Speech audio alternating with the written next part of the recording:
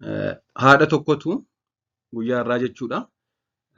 Mucaa waggaa 3 kan saalaan dhiira ta'e fiddee mana yaalaa dhufte.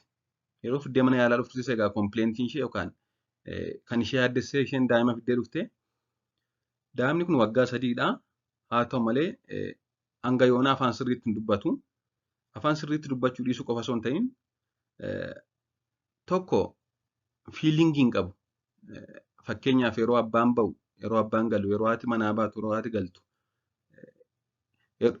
fiilingii tokkoon agarsiisu jechuudha. Ijoolleen noormaali ijoollee waggaa 2 waggaa 3 yeroo abbaan hojii deemu wajjin deemuuf hin boo'u, yeroo haati manaa baatu jechuudha. Akkasumas yeroo namni bakkeetii galu abbaa fi haati itti fiiganii gammachuu isaanii ibsatu. Akkasumas immoo ijoollee wajjin taphachuu hin barbaadu. Kophaa taphachuu barbaada. Kophaa masaa taa'ee wal tuttuqa malee ijoollee wajjin ba'ee taphachuu hin barbaadu. Wanti ittiin taphatu sana immoo yoo dingata namni jalaa fuudhe baay'ee boo'aa in aara. Akkasumas immoo waanuma nyaatamne kana gara afaaniitti ergatte dabalataanis yoo ijoolleen biratti taphatte illee yoo wanta nama gammachiisu tokko arge illee hin gammadu. Wanti nama kofalchiisu tokko yoo jiraates hin kolfu. Ofuma isaa jireenya mataasaa addunyaa mataasaa keessa akka jiraatudha kan isheen kaaste. Dhibeen kun egaa akka waliigalaatti dhibee mucaan kun qabu dhibee ootizimiidha. Mee har'a waa'ee dhibee ootizimii akka armaan gadiitti waliin haa ilaallu. Chaanalii kanaaf haaraa taanaan maqaan kiyya Dr. Abarraa Olaanii jedhama. Ispeeshaalistii yaala dhibee ijoolleef daa'immaniiti. Mee amma waa'ee dhibee ootizimii akka armaan gadiitti haa ilaallu. Dhibeen ootizimii akkuma dhukkuba sukkaaraa, dhukkuba dhiibbaa dhiigaaf kanneen biroo gosa dhibee fayyaa yeroo dheeraadha. Jechuunis wanta takkaatti dhufee takkaatti badu miti jechuudha. Dhibee fayyaa yeroo dheeraa ta'ee kan dalagaa guyyaa guyyaa fi jireenya isaanii irratti dhiibbaa guddaa qabudha. Yeroo hedduu umurii waggaa 3 dura kan jalqabu ta'ee daa'imman 164 keessaa daa'imni tokko akka addunyaatti dhibee ootizimii qaba jedhamee tilmaamama. Kana jechuunis daa'imman 100 hanga 200 ta'an keessa daa'imni tokko dhibee ootizimii qaba jechuudha. Akkasumas egaa ijoolleen dhiiraa kanneen dubaraa irraa harka 4 carraa dhibee ootizimii kanaan qabamuuf carraa ol ka'aa qabu. Harka 4 ijoollee dhiiraa irratti mul'ata jechuudha dhibeen ootizimii. Kanaaf saalaanis dhiira irratti caalaa mul'ata dubartoota caalaa.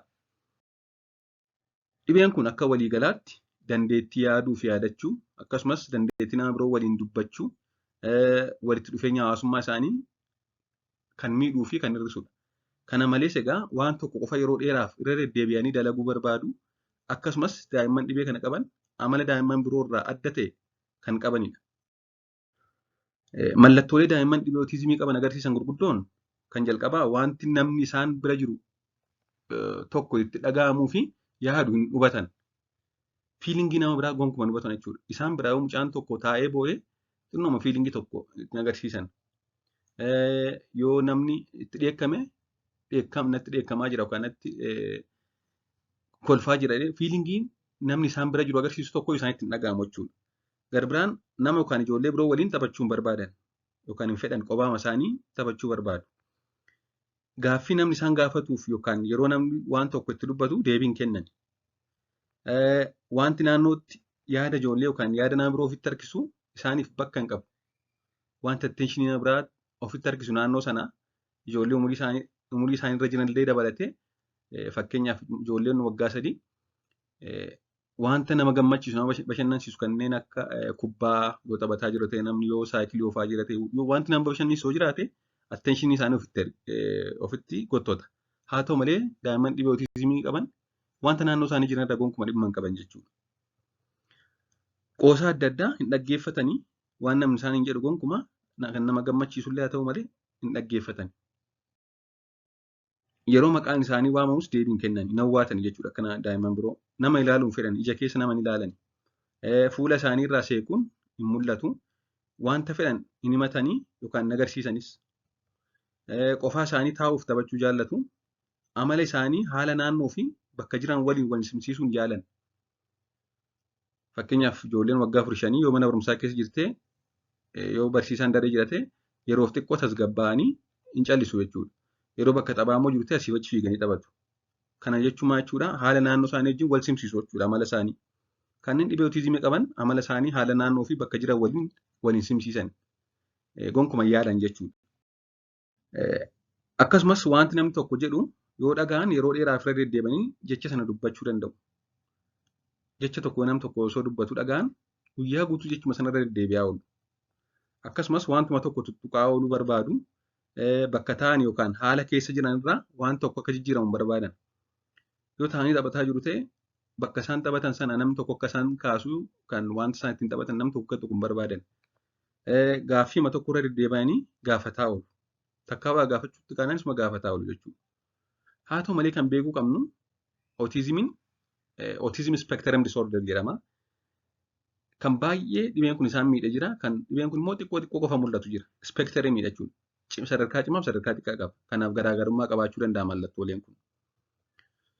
Sagalee gurguddaallee hin fedhan yookaan hyperacusis kan ta'e qabu jechuudha. Sagalee gurguddaa baay'ee jibbu. Daa'imman dhibee kana qaban yeroo hedduu ilaalcha hawaasni isaaniif qabu gaarii miti. Naannoo irra adda baafamanii jiraatu. Kunuunsa hin argatanii miidhaan qaamaa adda addaa isaan irra ga'a. Inaaruu waa cabsu waan ta'eef reebamuu danda'u mana keessatti jechuudha. Akkasumas balaa konkolaataaf kanneen biroof saaxilamuudha. Dafanii waan aaraniifis of miidhuu danda'u. Wantoota nyaatamnes nyaachuun miidhaa ofirra geessisuu malu daa'imman dhibee ootizimii qaban. Mee maatiin maal gochuu qabu? Daa'imni tokko dhibee ootizimii qabu ta'e maatiin isaa maal gochuu qabu yoo jenne suuta jechuun akkasumas jecha salphaa filachuun itti dubbachuu. Suuta itti dubbachuu, jecha salphaa itti dubbachuu, ajaja yookaan gaaffii tokko al tokko qofa gaafachuu. Takkaatti ajaja wanta lama sadiitti ajajuu dhiisuu, gaaffii waan lama sadii wal duukaa gaafachuu dhiisuuni ajaja yookaan gaaffii tokko duwwaa al tokkotti gaafachuu yookaan kennuu. Mallattoo adda addaa fayyadamuun walii galuu yaaluu. Sagalee mana keessaa yookaan naannoo isaan jiran baay'isuu dhiisuu. Akkasumas daa'imman dhibee kana qaban yeroo hedduu dhibee gogiinsa garaa, garaa kaasaa fi dhukkubbii garaa ni qabaatu. Akkasumas dhibee gaggabdoollee qabaachuu danda'u. Rakkoo hirribaaf kan kana fakkaataniif saaxilama waan ta'aniif kunuunsuu fi hordoffii fi kan kana fakkaatan yeroon yaalchisuun barbaachisaadha. Yeroo mallattooleen kun mul'atu. Hanga ammaatti egaa dawaan dhibee kana fayyisu jiraachuu baatus mallattoolee dhibee kana xiqqeessuu yaaluun barbaachisaadha. Dawaan dhibee kana takkaatti dhibbatti fayyisu hin jiru. Haa ta'u malee mallattoolee rakkisoo ta'an kan ijoolleen kun mul'isan samtamii kana hir'isuun akka isaan jireenya guyyaa guyyaa isaanii jiraatan taasisuu yaaluun barbaachisaadha jechuudha.